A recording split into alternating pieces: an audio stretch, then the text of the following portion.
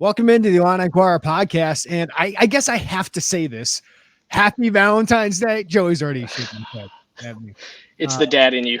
I had to. I'm not even a big fan of it, but I think everyone's saying it right now. So I'm going to jump on board and say it. But 4-star commitment, Ca'Lil Valentine has committed to Illinois, giving Illinois a headliner, a 4-star prospect. According to the composite rankings, he's a 3-star prospect in the 24/7 sports rankings. And even as a 24/7 sports employee, I will point out that we are the only ones that do not have him as a 4-star prospect. Rivals on 3, ESPN, all have him there. But still, regardless of where he's rated, he is one of the highest rated prospects in the Illinois class. He's the highest in the composite. He is the highest tied for in the 24/7 sports rankings. So a big prospect added to this class. We're going to talk about what he brings. Ryan Easterling, who is in Hawaii, by the way.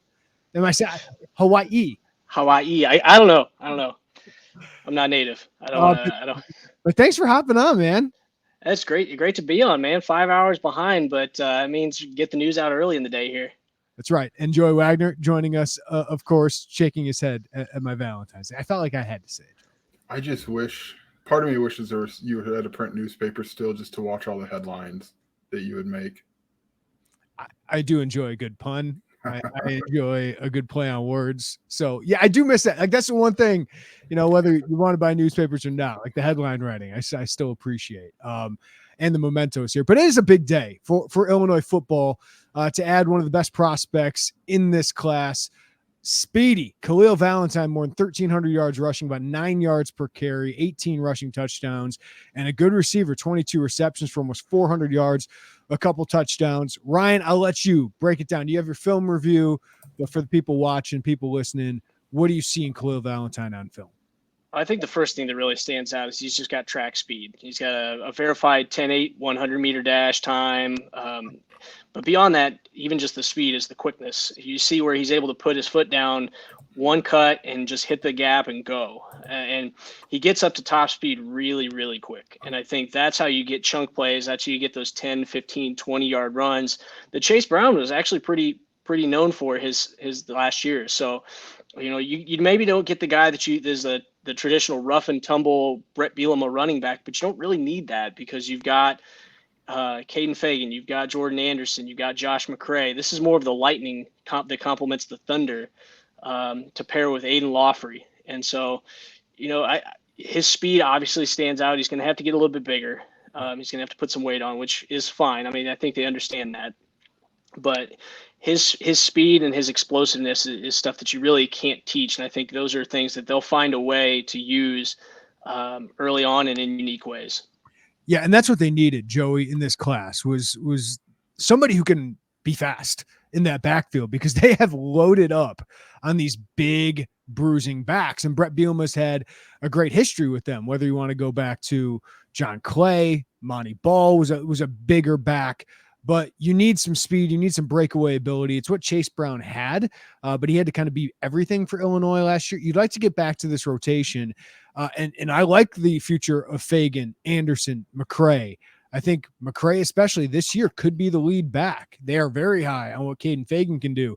I loved what I saw from Jordan Anderson, but you need another dynamic that, kind of puts fear in opponents that this guy could break one off at any time if he gets the edge or he gets off on a screen pass. So like Darian Dupree, who they made a priority, I thought they got a great ideal fit in Ca'Lil Valentine. And I thought Thad Ward did a really nice job of, came in, evaluated running backs, and they saw Ca'Lil Valentine and knew that Darian Dupree was kind of leaning towards Wisconsin. Illinois did go hard after Darian Dupree, but didn't land him. But he commits to Wisconsin yesterday, and now you can kind of negate that by landing a guy like Ca'Lil Valentine, who's a very similar prospect, out of state from Arizona, not the in-state kid from the Chicago Catholic League, but this is kind of exactly what they need in that running back room. So along on top of, being able to add that kind of piece to your room, it's a big recruiting win. To beat Utah head-to-head is pretty big too. Yeah, it's we've talked about it. You mentioned all the big backs they have, and they have Aiden Lawfrey, who's that probably shorter term, like that more immediate, if he can stay healthy, somebody who can help them in that speed department sooner, but health has been a concern for him. We've talked about that at length. You go out and you get a guy like Ca'Lil Valentine. Jeremy, you cannot have like enough fast guys on your team. So, I mean, it sounds so elementary, but like that's just the reality, especially when your other backs are so big. So, yeah, it fits what they need. I know Ryan has his film review. He also looks like he's capable as a pass catcher out of the backfield as well. So, again, that's very, like you said, very similar to Darian Dupree. But I do want to like zoom out a little bit and look at how they walked kind of parallel paths. Like they were still in on Dupree until like the minute that he went to Wisconsin. Like they followed that, but they also did a really good job of keeping Ca'Lil Valentine feeling like a priority and kind of navigated that well. That was a really impressive job by Thad Ward, Brett Bielema, and his coaching staff. Yeah, Ryan, I want to bring this up is that, they did that and Wisconsin did that with Darian Dupree. Wisconsin had Dylan Jones in for a visit, another 4-star running back out of Maryland. So neither team did that. Illinois knew it was kind of fighting uphill, and it seems like Dupree, Wisconsin has a good sell. I mean, the history of running backs, I know Bielema was a part of that, but the brand of Wisconsin football, plus Fickles had a couple guys get drafted out of the running back backfield, and he loved Madison from what I understood, and that's close to home too. So, but Illinois knew that. They didn't go all in on him. They found another guy in Ca'Lil Valentine, who, to be honest with you, was leaning towards Utah coming into June. And for Illinois to get him on campus, get him here for an official, and from what I heard, guys, it was bottled up pretty well until the final, 24 hours here.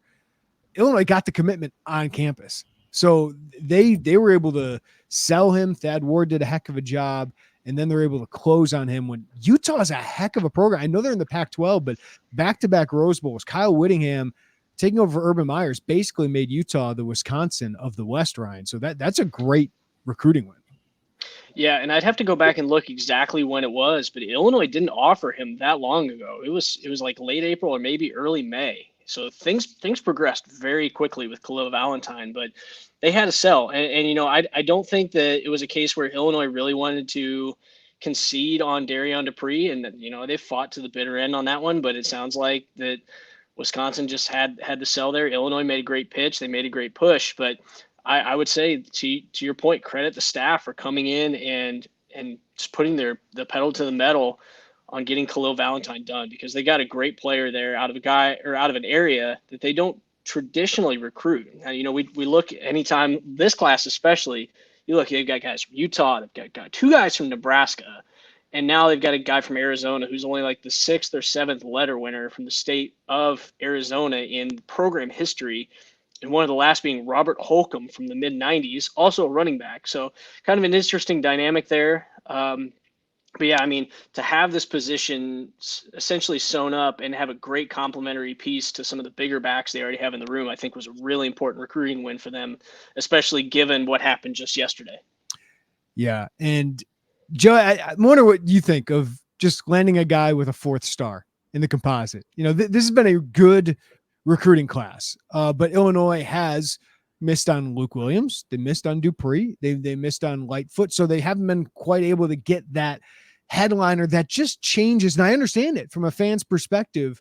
We get that one guy, like you get a Malik Elsie, you get a Caden Fagan. It kind of changes the way you think about a class, even if we know those 3 stars or the no star in Devin Witherspoon's stance. If you look back at the 2017 class, Kendrick Green was a 4-star, turned out pretty well, but some of those low 3 stars, those late evals turn into great players. But it does change. Like those are bigger recruiting battles. They tend to be. And Oregon was in on Ca'Lil Valentine. At some point, Miami was in on Ca'Lil Valentine. So I think this is as good of a recruiting win as Vernon Woodward, I would consider in that realm. Easton Baker, I would consider in that realm. Eddie Turk, Tyshawn Griffin. But to have that 4th star, I know some fans were itching for that. Yeah, I get it. You want to have that 4 star because like the star rate, you can believe in them or not, but they still exist. And people get excited about that. So Valentine's the 3rd highest rated commit of the Bielema era, behind Malik Elsie, behind Sabor Kareem. Neither of those 2 were committed when the season started a year ago to Illinois. Illinois had 1 4-star at this point a year ago, Caden Fagan, who jumped on very, very early. And he was the first one, if I'm not mistaken, maybe the second. Yeah. So, there's still a long way to go, right? It's like till signing day, but to get that 4-star, I think people were happy about the class. I think you look at it like there's good football players in this class that Illinois has. But I think if you're just not even just a casual fan, just somebody who likes to I mean, this brings up your recruiting ranking. Who likes to see their team in that with that company, I guess. Like, yeah, it matters. It matters to fans. It matters in terms of perception. Does it always matter on the field? Not always. It does a lot. I mean, stars do matter. Oh, I mean, let's be honest here. But there are development stories. There are stories of 4-stars who don't pan out. But it matters a lot to guys. I think stars matter a lot when you're getting into 5-star, high 4-star territory, because you had a bunch of those. Georgia's got 3 5-stars and 15 4-stars. Ohio State has 4 5-stars, 12. Like, that matters when you're stacking that many. I just don't know if the difference between a Turk and a Woodward is all that different from a Valentine. A Valentine is a deserving 4-star prospect. I wrote it in my What It Means. Like, I think Illinois has landed 4 or 5 guys in this class that, for me, would be 4-star level caliber players. But for me, that's like a top 700 prospect. But I digress.